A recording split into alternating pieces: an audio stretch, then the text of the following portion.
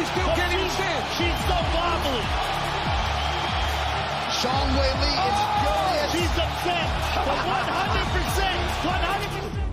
100%. Oh, good to be with you here on a Monday, June 17th, 2024. As always, I'm your host, D-Rock, and joining me from the beautiful state of South Carolina, Joey D. Joe, how you feeling this morning, kid? Not the best, but I had a lot go on yesterday, and we'll get into it in a few. I think a lot of combat sports in the coming weeks, man. I know it was a letdown what we talked about with MMA news with all the pullouts, but man, they made up for it. We should be okay heading into July. Yeah, I think so as well. I think for the top, for what we're getting, it could have been a lot worse. So you got to give credit to the UFC. Never stop working, Hunter Campbell and everyone. But yeah, awesome week we had. Weekend, I should say. Tatsuro Tara calling for a title shot. I love it. Gervonta Davis. He ends Frank Martin in the 8th round as well. And then we had the glorified sparring match, which I think we kind of laid out. But when we got some MMA news towards the end of the show. But, Joe, let's start in that Tank v. Martin. Gervonta Davis KOs Frank Martin in the 8th round to defend his WBA lightweight world title. I thought it was an amazing performance, if I'm being honest. He wore down Frank Martin as the rounds continued. He had that constant pressure. And then he kind of got complacent. I thought he was getting comfortable around the ropes, and then there you go, knockout in the 8th round, and he put him to sleep, kid. Yeah, man. I mean, he stunned him with that one shot, and then he finished to put him away with that heavy left, bro. And I think he was just biding his time. It really seemed like that. Though Frank Martin went up in the early going, we called it. We said it would have been, kind of competitive. Frank Martin very well could have gone up early, which is exactly what happened, but he started falling behind as soon as he started feeling that power. We knew that was going to be the deciding factor in this one, and then once he really felt it, man, Tank, he really put it on him, and it wasn't much. I was, I don't think he even got to a standing 10 count, man. He was just down for the count, really, and Tank Davis is legit. You have Ryan Garcia, flying to the ring, start trying to mix it up in there. And we'll see if a fight like that gets made or if, Tank Davis gets pushed onto other things. But, man, yeah, just continuing his reign of terror. I really think that when we see Tank Davis get out there, you see more eyes on him than you do see others in his weight class. Yeah, all the stars were out there between professional athletes, boxers. You had Mark Davis. Everyone were there for Gervonta Davis fight. It was amazing at the MGM Grand Arena in Las Vegas, but I agree. I thought he was biding his time. I thought he lost the first 3 rounds, but you could tell he even admitted it. He said, hey, listen, I was kind of rusty in there, 14 months off. It was his longest layoff in his career. But then he kind of took over. I don't think we talk about his IQ as much. We all know about his left hand and his power, but his intelligence. He even said in the corner, he was laughing. He was having fun in there. He said, look, I'm all right. Like I'm waiting until his power comes off a little bit. And then there it was. He opened up and it was all she wrote. And yeah, no 10 standing 10 count. It was over. I think he should move up. If I'm being honest, Frank Martin, I think he should move up to 140. I think he'd be a better fighter, in my opinion. Do you agree? So yeah, Tank Davis, the rehydration king. Whatever he does, bro. If it's putting clauses into it, or if he's fighting fighters that are a little bigger, man, he makes them suffer, and then he makes them pay for it with his power. So he's got a good, he's got a good tactic going into his fights. I wonder if if he'll be able to pull any of those strings going forward when he starts fighting other fighters that are going to argue to be the A side. I wonder if he'll be able to get away with it. Who do you see next for him? Obviously, I love Ryan Garcia coming in. It was a lot of respect and love there. They were just joking around. He showed him his shirt, and he was like, and he even answered it in the post fight. He goes, "Hey, maybe if he wants to get beat up again." So it's maybe that Lomachenko. Shakur Stevenson. I'll say this. I thought, no disrespect to Ryan Garcia, but I thought Frank Martin was his biggest test to date. Now, I'd love to see him against Lomachenko or Shakur Stevenson, because I think those are better fights. And I don't think Shakur Stevenson is that easy of a finish, let's just say. Yeah, no, not at all. I mean, like you're saying Frank Martin should go up and not Gervonta Davis. I mean, I mean, Who's better at 135 or 130 than Javante Davis right now? You know, like if you had him go up, Tank Davis, though, I mean, he could fight Devin Haney. He could fight Lopez. He could fight Teofimo. I mean, that's if he went up. But if he stayed down, yeah, I think we'd have to see what happens with Shakur Stevenson. You know, Jersey native, but bro, honestly, what we've seen Javante Davis do, man, I think if he were to get in there with Shakur Stevenson, he should be the favorite. You know, Olympic style, very good in his feet, cuts good angles, sound defensively. I think all that gets shattered if Tank Davis gets in there with Shakur Stevenson. I'm glad you brought up moving up because right after the fight, and I loved it. I mean, it's a hater move, but you got to love it. Floyd Mayweather released a sparring footage of 16-year-old Devin Haney against Javante Davis, and it was 19 minutes. I woke up to it. I was like, oh, perfect. I'll watch this. Devin Haney made Javante Davis quit. And, you know, it was a while ago. I love the move. I thought it was the biggest hater move by Floyd Mayweather. He's funny, bro. It's like, but they were both similar in age at the time, right?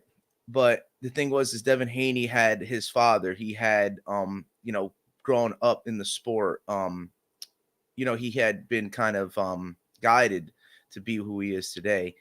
And I think Tank Davis kind of had to do it himself in that regard. So when he was that young, you know, he wasn't, you know, as you know, refined and he got schooled, man. It happens, and that's a learning experience. And actually, that makes you hungry. You know, look what happened with all the matches between Devin Haney and Ryan Garcia. So there's some history, some bad blood there. I mean, I wouldn't be surprised if Tank Davis, you know, tries to get that back in terms of bragging rights and respect. That'd be something to see. Yeah, and you know, usually the video's never released. But I love how Floyd Mayweather and his team came out and did it. Not the closest in age. Javante Davis is 4 years older. So when he was sparring at 16, Javante Davis was 20.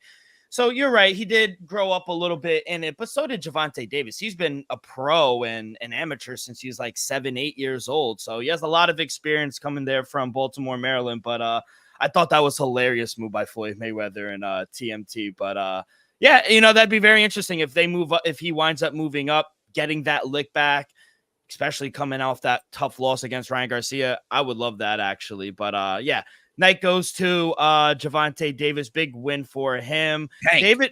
David Benavidez looked good. Unanimous decision, 116 to 112, 117 to 111, and 119 to 109 at light heavyweight. His debut. What'd you think of his debut? Yeah, you know, they were saying like, oh, we thought Olympic was the highest level of boxing, but David Benavidez went out there and schooled the Ukrainian boxer. So, I mean, yeah, I mean, it just goes down to the fighter. That's what I was saying. It's like, you know, Tank, he hadn't come into his own yet. And that's why Devin Haney, maybe even at young of an age, he was already kind of understood who he was. That goes with the guidance. You know, yeah, Tank was fighting young, but he didn't really understand who he was just yet. And I think he more has an identity now than ever before. And that's what David Benavidez too. He has an identity. He's trying to fight Canelo Alvarez. I think that's the fight that needs to happen. So he's trying to prove a point. And I do think he has still got to compete with like Olympic style boxers. Yeah, I agree. I think Canelo's next. I think that's the fight everyone's kind of been pushing for, but he's going to have to choose between his WBC mandatory positions. So he holds WBC interim belts at both super middleweight and light heavyweight, but he has to decide to continue to pursue Canelo Alvarez, which you and I think that's the right move, or target the winner of Beterbiev and Dimitri Bivol. What do you think he does? I think he goes after the bigger money fight. I think would be Canelo Alvarez. I think more legacy of a fight, and maybe even a harder fight in that regards. But yeah, moving up to light heavyweight to fight either Beterbiev or Bivol, I think would be a bad move for him in his career. That's just my opinion on the matter. I think the guys are a little too big. We saw what happened with Bivol and Canelo, and Beterbiev's got that 20 for 20 knockout power. So I mean, it's kind of inevitable that you get chinned. So I would stay away from the light heavyweight division. Yeah, stay at 168. I don't think you go up to 175. I get it's the name between Artur Beterbiev and Dimitri Bivol, but the bigger, let them fight. Let them kill each other. You go after the money fight and go stay at 168 and fight Canelo Alvarez. And if you beat Canelo, you become unified champ. Oh my God! And you're set for life. Yeah, like, you're already all set. those belts. So I mean, that's the one you want. Let them unify up north in the light heavyweight, and then maybe if you want, If you really got it and you get Canelo and you become the unified super middleweight champ, then maybe think about whoever's there left standing at light heavyweight. Maybe try to be a double undisputed champ, and that would put you up there for pound. I think you could even say number one. Yeah, definitely be a claim to. I don't know if Alexander Usyk, he was there supporting his Ukrainian friend, but Those are the two just guys. wasn't enough. And to be honest, like you mentioned, I'm glad you brought it up. He's a good fighter. He's an Olympic medalist. I don't know if he got gold, but he's an Olympic medalist. Like, this is no slouch. And David Benavidez just went out there and just pieced him up for 12 rounds. So there are levels to it. But yeah, amazing performance at interim lightweight as well for David Benavidez. And the night goes to Tank Gervonta Davis. Let's go to the UFC. Tatsuro Taira gets the TKO, kind of an injury one as well in round 2. The body lock and the way he was able to like leverage the knee and kind of like a hip drop, like they kind of banned in NFL, where he kind of pushed him. Kind of think he tore some ligaments. We don't know just yet, but he was in excruciating pain. He was screaming. Yeah, I don't know what's going on with his ankle or his right knee, but I mean, I thought he was winning the fight regardless. He won round 1. And yeah, he was on his way to winning the fight anyway. Tough blow for Alex Perez, but calling for Pantoja. Thoughts on the call out? They could do it. I mean, that's the thing. They could definitely do it. They've done it with Steve Erceg. It'd be surprising to see him jump ahead of Astro Boy. But yeah, I mean, regardless if it was an injury or not, he beat he beat Alex Perez. I feel bad for Alex Perez. I had Taira getting to the judges and winning on the judges' scorecards. I thought that Alex Perez was going to be durable in there. And that injury, I think it was kind of scary, honestly. You didn't see exactly how it kind of fell over himself. But that's, at his age, he's not the oldest, but I feel like being that small of a weight class and then you get an injury like that, that might hurt him in his ability to stay cutting to 125. This man, Alex Perez, might have to go to 135 if he comes out to fight at 125 next and can't make the weight. So, I mean, we'll see if he even makes it back, too. I wish him the speedy recovery, of course. But, yeah, Taira is legit, man. And I think he is a threat to the title there. I think with all the, people that are out at the top 5, if we're going to throw Taira there, yeah, absolutely, he could get a title shot. And Pantoja should be ready to fight towards the end of the year. And Taira, if he has a good camp, I mean, he absolutely can. I mean, let's see, who else is undefeated there besides Makayev? I mean, does he deserve Albazi? Amir Albazi, if he's coming off an injury, might be healthy enough too. But I think he needed to get one more fight in. And so we got to see. I honestly think Taira's put together this type of resume, and yeah, he could deserve it. And he's legit, man. He absolutely is. He can finish you on the feet. He can finish you on the ground, and I think he has a skill set to stay defensively sound and win on the scorecards. Let's say he goes up 4-1 on a fight. Obviously, you want to see someone push the pedal, but I feel like he won't find himself in bad spots. But he's shown you he has also finishing capability on the ground and stand up as well. So I agree. I think he is ready. I just think they're going to give him one more. He's in the top 5 right now. We'll see on Tuesday, be defeating Alex Perez. You think Kai Kara France has one more? He'll probably fight at Perth. I think he fights Amir Albazi, either him or Brandon Royval. I mean, he needs one more fight, I think, but it wouldn't surprise me because, like you said, they already gave a shot to Steve Erceg sitting at number 9. So I think he needs one more fight, but it wouldn't surprise me if they gave it to him. And Pantoja slide him at 5, and push Alex Perez just down a slot, and then Erceg goes to 10. Tim Elliott loses his spot. Cody Durden drops out the top 15. I mean, that's the way they could do it if they want, or they could put Taira, somewhere else and just kind of move it around a little bit. We'll see. Yeah, and Pantoja has come out and said he wants a little break. He'll be ready for November, December, one more time before the end of the year. So I think that's enough time to heal up, especially having enough training camp as well. But speedy recovery to Alex Perez, but you are absolutely correct. Tatsuro Taira is the real deal, and can't wait to see what's next for him at the flyweight division.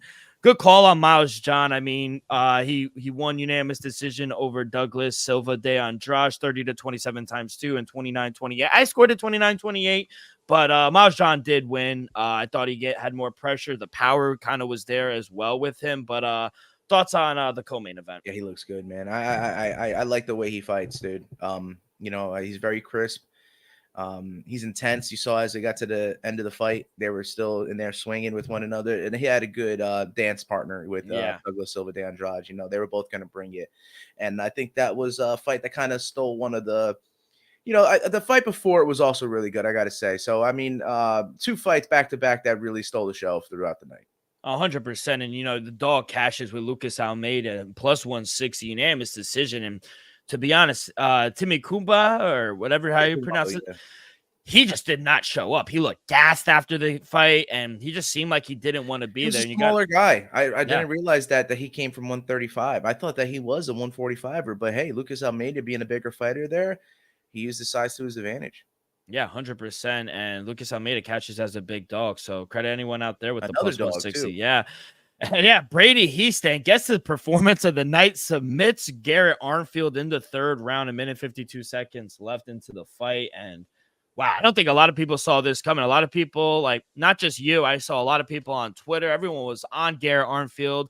He closed around when we recorded, he was like a -180, -190 favorite. He closed like minutes before the fight at like a -240. Money just swarmed in on Garrett Armfield, and Brady Heastan, he made everyone pay. He looked good. Oh man, yeah, he absolutely did. Yeah, I got that one wrong. I had Garrett Armfield. I thought that thought he could have pulled away in the striking. But man, it was really close. And then when he got to the 3rd round, Brady Heastan, man, he just locked it up. So shout out to him. He did have the advantage on the ground. I just didn't think it would get there. Yeah, and shout out the women's in the flyweight, Carly Judice and Gabriela Fernandez. What a fight. They got fight of the night. Credit to both of these ladies. It could have gone either way. I'm not mad it went to Fernandez. I thought she did squeak it out, but it was a coin toss fight, in my opinion, and it could have went to Carly as well. But yeah, shout out these women. They laid it all on the line as well. But overall, I thought it was an okay card. It was very late in the night, and everything was going on at the same time. You had the main card, you had Chael Sonnen and Anderson Silva, you had the Tank Davis main event going on. It was too much going on, kid. No, it was way too much, yeah. And I think the UFC should have put this one on a little earlier. Yeah. Than when they did. And I went 6-5. Not the best night. I missed on the Tank Davis play if I didn't mention that prior. So it was kind of an off night. And I even missed what we're going to talk about next, the Anderson Silva thing. So I had an off night. Went overall 6-6, 500. Not the worst, but still not the best. Yeah, 1-2 for me, UFC. I got the main event right with a little plus money with Tesoro Tara inside the distance, but Douglas Silva and De Andrade I got wrong, and then the under in the other fight I got wrong as well. So 1-2. I go 1-0 on the Tank Martin. Gervonta Davis and Frank Martin fight with the knockout. And then I go 0-1 here in Brazil. Anderson Silva and Chael Sonnen, they fight to a draw in the trilogy in Brazil. Chael remains undefeated in boxing. I'll say that. But, honestly, it was a 5-round sparring match. I thought the first 2 rounds were exciting. Then they both looked gassed. I thought Chael honestly squeaked it out. I know I had Anderson Silva winning the fight, but I thought Chael might have done enough to win 3 rounds. But I'm not mad at the draw. I'm just glad both of them didn't sustain an injury. Yeah, facts. The old man's getting in there, mixing it up. But it was kind of awkward. Chael was making it awkward for him. Silva, it was like he didn't want to hurt him, man. So I think they have respect. I think all the bad blood that they had in the past, the showmanship, it's water under the bridge, and I think that they care about one another. They have respect. If you look back a little bit, they had this video where they were watching back their fights and stuff, and I think there was even a documentary about Silva and Chael was in there watching it, and they were crying together. So I think they have nothing but love for each other. I think that's what happens. You go to a war with your brother, and you become the best of friends. So that's what we saw. They made a little money for themselves and their family, but it was kind of a rough sight watching that. Kind of, if you were taking that in more than anything else, I think you would have left you with a bad taste in your mouth. But we have culture running through our veins, so that's why we're watching that over everything. And I love how Chael afterwards, he's like, I thought I won 3 rounds. That's classic Chael. They asked his son, what'd you think of your dad's performance? He says, honestly, was not impressed. He knows I thought he could have done more. Yeah, he is. He's gonna literally fall. The apple doesn't fall far from the tree, bro. Yeah, I know. It's amazing. And then he goes out and says, you know what? I'm fighting again. Jorge Masvidal called me out. I've accepted, and he wants to fight the fellow UFC star. So I think that will get done too later in the year, probably. So they've agreed, and we'll see what happens with the Nathan Diaz and Jorge Masvidal boxing fight coming up very shortly. But what do you think about Jorge Masvidal, Chael Sonnen? You like it? He's got to worry about Nate first. I told you going into it, I think I favor Nate. I'll be honest with you. I think, and especially the rounds that they're fighting, right? Because this is going to be a 5-round fight, like it was with Silva and Sonnen. It's a 10 or 12-round fight. I think if it goes later, we're not working with small gloves. Jorge's not going to have the kicking advantage. He's not going to have the flying knee advantage. He's going to have to straight up go in there and box. And I think as it gets later into the fight, I think him being away from the game a little bit, I think may come into play. So I think Nate may have the advantage. It might be able to get him out of there late or just win on the scorecards by pulling ahead as we get into the 6th, 7th, 8th, 9th, 10th. Yeah, I agree. I think you got to worry first about Nate Diaz on July 6th, and then we'll see what happens with Chael Sonnen. But yeah, I'm glad they fought, and I was able to watch it. So good on them. I hope they made significant amount. Hey, what of happened money. to the WWE? Yeah, we'll see right now. I thought the crowd in Glasgow, Scotland was tremendous. I thought all the fights, besides one, which I'll talk to, but I thought all the fights were amazing. We'll start with Undisputed. I love how they started it out with Cody Rhodes and AJ Styles in the I Quit match. Get him into it early. Get him into it. He's turned into the ultimate heel, and I love it, AJ Styles. He just wouldn't quit, but he eventually winded up quitting, and Cody Rhodes winds up winning. I guess verbal submission to retain the undisputed WWE championship. I gave this one an A. I love how they started it. I love the back and forth. And I just love the character that AJ Styles has created. Yeah, absolutely. Yeah, he's a tremendous heel. He was a great face. I mean, he could do it all. That's a performer right there. So you want him in your stable. I mean, remember him TNA days. I mean, he was the king. So he's doing the same thing here and helping propel other superstars. So he's doing a great job. The one I was, I guess, confused about was the WWE Women's Tag Team Championship, and Bianca Belair and Jade Cargill ended up losing to Fry and Dawn. I told you, man, live, bro. They defeated Shayna Baszler via pinfall to win the titles, and I think everyone, even in the crowd, they didn't know whether to clap or they were stunned. That was their hometown girls, Yeah, and I thought it was a nice spot for Cargill and Bianca Belair to win. It looks like to me that they're really kind of pushing the pace on their kind of partnership breaking up. I think they're going to try to put Jade Cargill sooner than later, and by doing so, you take the tag titles off of her and have her have a rivalry with Bianca Belair. So yeah, I didn't expect it to happen this soon, but it looks like be ready in the coming weeks. You're going to start to see a little tear between the two. Yeah, it was a nice touch. I'm glad the hometown girls did come out with a win, but definitely surprising on my end. Another surprising, I thought, was the Intercontinental Championship between Sami Zayn and Chad Gable. You had the regroup with Otis and everything. A lot of people didn't like giving it back to Sami Zayn. I think the promotion is trying to really push Chad Gable, and I thought this was the opportunity to do it. Yeah, push him as a heel, and sometimes having a heel as champion is good call, and you have the faces chase after him. But I think there's more to the story, and I think that him constantly failing when he gets to the championship level makes him more of what we talked about, of an ass when it comes to his stable and the Alpha Academy, and that he can keep bullying them. And then, like I said, I think it will erupt. I think you'll see them all take it out on Chad Gable, and then he'll be left stranded, and then maybe he can become victorious or something like that. Or like I said, if he's now out of the picture, maybe Otis. So we'll have to see. But I think there's many ways to skin a cat in terms of Chad Gable. And he had the ankle lock real quick. Sami Zayn, he kind of injured Chad Gable's ankle. It kind of looked like that. Otis was irate. I love it. Otis was irate on the sideline, and then he hit him with the haluva kick. It was over at that point. I thought it was a good ending. It kind of dragged in the beginning, but it kind of got going towards the end. But that's becoming a protected finisher, that haluva kick. Oh, 100%. Get hit with that. It's night. Night.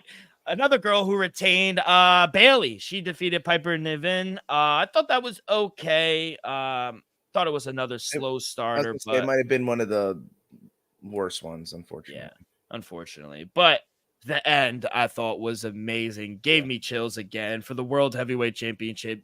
Damian Priest retains over the hometown hero Drew McIntyre. Thought it was amazing. And like I said, who came out? I thought the camera angle was amazing because you never knew who it was. And I said, 1, 2. And then he stopped and Drew McIntyre looked up and there he is. CM Punk. Yeah, you called it. I didn't see that. I thought that, it would have been a long trip for CM Punk to make it out to Glasgow, but he did, and he once again screwed Drew McIntyre. So rivalry is setting up nice for SummerSlam, and it won't be for a title; it'll be for namesake. And a lot of people are like, "Oh, what is it even going to be worth it? Is he going to be ready, CM Punk, to fight at SummerSlam? He's not even going to be on Raw tonight on Monday night, the 17th of June. He's flying back to Chicago for the doctors to get cleared. I think all systems are a go to SummerSlam for them to fight. I think he will be ready. Apparently, he's healing up all nice. Credit also Damian Priest and everyone involved because there was an accident where I don't know if it was planned or not, where he kind of twisted his ankle on the ropes. Don't know if it was intended or not. Kind of didn't look like it because everyone was confused looking at each other. But you got to credit Damian Priest, Drew McIntyre for being professionals and kind of getting it out of that incident because it could have been worse. But yeah, I mean, Drew McIntyre losing in Scotland was the ultimate haha moment. CM Punk, storybook, and CM Punk screwed him again. So I don't know. I don't think. I think the promotion is also happy. They love CM Punk now with Triple H. Like that just creates more dynamic and more chaos in the promotion. So yeah, I thought it was an amazing crowd. Not better than the France crowd, but still very good. Yeah, it was just, the fact that he's back, I think that they welcomed him. I think he's trying to make things right because, he left, with a sour taste, both the promotion and his mouth. Then same thing for his other promotions. And I think it's kind of like you don't know what you have until it's gone. And so now that they were willing to take him back, I think he's really taking it all in and enjoying this ride. One last ride for CM Punk. One last ride, and the next pay-per-view, we are on the road to Toronto, Canada. WWE Money in the Bank, July 6th. Cannot wait for that. And then the next one, like we're saying, is the big one in Cleveland, Ohio. SummerSlam, baby. Let's fucking go. But yeah, we're on July and SummerSlam in August, right? Yep. Yes, sir. Can't wait. Yeah, before we get to some news, let me tell you guys a quick word from our sponsor. We are brought to you each and every episode by Viva Tequila Seltzer, the most refreshing hard seltzer on the market, hands down. Is no wonder why Viva was voted #1 hard seltzer in the world by San Francisco World Spirit Competition. With only 88 calories, 0 carbs, 0 sugar, and a light 4.5 ABV. Viva is the perfect drink for your post-game celebration as it was created with that active lifestyle in mind. We flavor tequila seltzer because flavor is the spice of life, and we like our drinks with just a kick, just like how we like our lives, whether it's Huckleberry playing a round of golf with the boys or an elderberry watching Tough on Tuesday night. It doesn't matter. Our favorites pair perfectly with that Artisanal Blanco tequila for that subtle and refreshing drink. Our belief here at Axe Cake Bakes and at Viva is to live long, live well, and live it up. All right, Joe, let's get into some news that happened over the weekend. We talked about earlier at the top of the show, Devontae Davis, who's he going to fight? Maybe Shakur Stevenson, maybe Vasily Lomachenko. I think it is going to be Lomachenko. Bob Arum has come out. He said possibly these guys go down for the WBA and IBF lightweight world title unification in November. They're trying to do late fourth quarter of the season. Bob Arum came out after the fight, said, I'm optimistic. The PBC guys, there are professionals. My team are professionals. We'll work to get this fight out. If that is the case and Bob Arum is telling the truth, do you like Gervonta Davis moving in this direction? Yeah, I mean, that's not a bad one at all. And then he can get another belt at his weight class. But same could be said for Vasily, and his redemption arc would be insane if he can get a win over Tank Davis. But something's telling me if Tank were to drop that one, that he'd have a rematch clause to fight him again. So I think you could see a trilogy if that does happen. But if Tank wins and he gets that other belt, yeah, he's just moving on to greener pastures. He's not going to rematch anybody from there. So yeah, I would like it. See if Tank Davis can match up against an Olympic style, and if he doesn't get put in the blender, if he can land that left, bro, that power speaks for itself. It's over. Yeah, no, I agree. I like it. And I'm asking you because how does Gervonta Davis always has these rematch clauses? I feel like him, Tyson, they're the only guys. Yeah. It's putting the rematch clauses, the hydration clauses. It's making sure you have every advantage in the book. And it may be unfair, but hey, life's unfair. Yeah, a fucking man. We spoke earlier about Floyd Mayweather and him releasing the tape between David Haney and Gervonta Davis. Floyd Mayweather is actually going to face John Gotti III in an exhibition rematch August 24th in Mexico. We remember the first fight last year. Did they do that already? Yeah, they did it. It ended in a brawl where both teams got into the ring and it got crazy. They're going to do it again, the rematch in Mexico, August 24th. Let's just have them fucking sword fight. I mean, what the fuck? It's just like crazy, bro. Like at this point, it's ridiculous, bro. All right, make your money, Floyd. Go ahead. I like it. I fucking love it. It's because so gimmicky. It's worse than any other gimmick I've seen before. But people are going to watch because they want to see Floyd lose. He's obviously not going to lose, but... And why do you think he's taking the fight? Because he knows he's going to win. Crazy. Yeah, I think it's hilarious. But like you said, people are going to watch this. It's Floyd Mayweather. Eddie Hearn also came out this weekend, and he said Anthony Joshua versus Daniel Dubois remains the front runner for AJ's next fight. We know they have the rematch between Alexander Usyk and Tyson Fury. So AJ's next fight is probably going to be against Daniel, particularly I think if the IBF heavyweight world title can be on the line. Press conference scheduled, they said June 26th to announce the Real season card, and they're projecting the fight's going to be late September at Wembley. Do you like this move for AJ? Yeah, I don't see anything wrong with it. Why would there be anything wrong with that? I think you cater to him right now. I think he's kind of Usyk beats Fury, and he's probably like the main heavyweight. But I mean, I don't know. AJ's carrying a lot of weight around, I feel like. So you just cater to him, man. I think whatever he wants, you do. You got to make him feel as much as the boss as possible so that he can go into the next fight feeling like, a champion. Yeah, and Anthony Joshua has never fought Daniel Dubois as well, so should be a good fight. He's coming in off 3-fight win streak out of Wallen, Francis Ngannou. So we'll see. He did lose to Alexander Usyk because a lot of people I read, they're saying, if I'm AJ, why take this fight? Why risk it all? Why risk the Tyson Fury fight? Because in my opinion, my counter is I don't think he'll ever lose the fight. Like, regardless of what happens, I still think he's going to fight Tyson Fury or the winner of Alexander Usyk, Tyson Fury. So I don't think he has anything to lose taking this fight. And why not? I mean, yeah, you could sit around and wait for a title shot, but we saw, I know it's UFC, but we saw how long that could take if they wind up screwing you with Bilal Muhammad. So, I don't know. I don't mind it at all, and I think he actually wins and is the favorite. How do you think he matches up with Daniel? Wins, bro. I mean, that shakes up everything. So, yeah, seeing something like that happen. I mean, he looked good his last time out, and I counted him out. I gotta say, I did count him out, but bro, if he gets a win over AJ, that's crazy. And then biggest win of his career. I don't think if AJ loses, he gets to fight Fury, regardless of what happens with Fury. But that's the fight that I think Britain wants to make. Yeah. England, Great Britain, they want to see these two guys clash, and it very well, depending on how things go, could wind up being the last fight of both of their careers. We just got to see. Yeah, just got to see. But yeah, that's all I got, kid. Nothing for 10 seconds left, but just wanted to wish everyone. I doubled down on Jose Johnson. That reach advantage did not come into play. No, did not. But it is all good. We'll get back on it. It's Clay Collard fight week, main event fight week. So we're gonna be locked in. Locked and loaded. We got a big fight card this coming up weekend in Saudi Arabia. We got a PFL one as well in Salt Lake City. Can't wait for that. You got the lightweights and the light headlining his own backyard, bro. That's legit. Yeah, can't fucking wait for that. But yeah, just wanted to wish everyone happy Father's Day to all the fathers out there. Yeah, hope you guys have a good day. Yeah, happy Father's Day. Joe, any last words before we get out of here, kid? Yeah, Bellator Dublin as well.